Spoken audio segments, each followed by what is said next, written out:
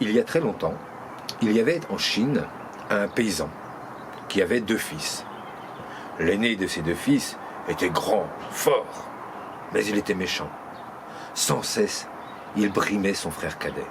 C'était des torgnoles par-ci, des coups de pied au cul par-là. Il lui faisait faire toutes ses tâches. Et le frère cadet n'osait rien dire, parce qu'il avait le respect pour son frère aîné. Et il se laissait faire. Et ce fut pire le jour où leur père mourut. L'aîné accapara tous les biens, la belle maison, le buffle, les terres cultivées. Il ne laissa rien à son frère cadet, à part la misère. La misère qui s'installa durement sur sa maison, et longtemps. Si bien qu'à la fin, il n'avait même plus un grain de riz à se mettre sous la dent. Alors sa femme l'a houspillé, il lui a dit « Écoute, va voir ton frère, demande-lui de l'aide. » Alors de guerre lasse, le cadet allait voir son frère aîné, bien qu'il savait qu'il ne pouvait rien en attendre. Et le frère aîné l'envoya paître, sans lui donner ne serait-ce qu'une poignée de riz. Alors, tout triste, le cadet est allé jusqu'à la rivière, essayer de pêcher quelques poissons. Mais là aussi, il manquait de chance. Il passa toute la matinée au bord de l'eau sans attraper le moindre petit poisson. Alors, déçu, il a repris le chemin de la maison pour rentrer chez lui, bredouille. Et sur le chemin, il a trouvé une meule en pierre. Alors il l'a prise, il s'est dit que ça pouvait toujours servir à quelque chose à un moment donné, et il l'a rapportée chez lui. Arrivé chez lui, sa femme lui dit « Oui, mais qu'est-ce que tu veux qu'on fasse d'une meule? On n'a même pas un grain de riz à manger. » Alors, le fils cadet a posé la meule par terre, et puis de tristesse, il lui a donné un coup de pied. Mais ce coup de pied a fait tourner la meule, et elle a tourné sur elle-même, et tourné de plus en plus vite. Et en tournant, elle a moulu du sel. Il en sortait sans arrêt, et de plus en plus. Et le tas de sel grandissait. Le frère cadet et sa femme étaient heureux. Grâce à ce sel, ils allaient pouvoir sortir de la misère.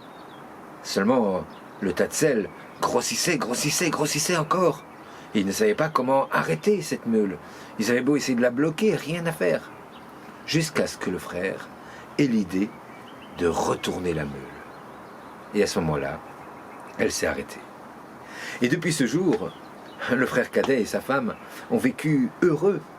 Dès qu'ils avaient besoin de quelque chose, ils faisaient tourner la meule qui produisait du sel. Et ce sel, ils pouvaient l'échanger à un voisin contre ce dont ils avaient besoin. Mais un jour, le frère aîné eut vent de l'histoire. Et jaloux comme il était, il est allé voir son frère. Il lui a dit « Prête-moi ta meule ». Le frère cadet aurait bien voulu la garder, mais il avait trop de respect pour son frère aîné. Alors il lui a prêté la meule.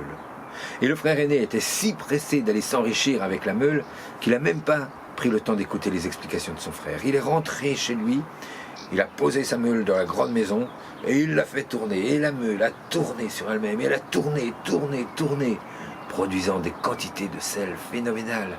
Le tas grandissait. Seulement, le frère aîné ne savait pas comment arrêter la meule. Alors, le tas grandissait toujours plus, sur le point qu'il risquait de faire exploser la maison.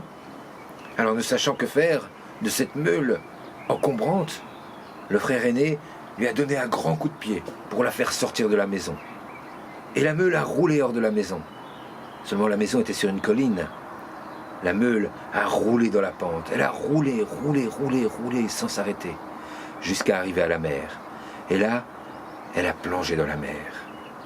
Et depuis, elle continue, au fond de la mer, à tourner, à moudre, et produire du sel, quantité de sel. Et c'est pour cela que la mer est salée.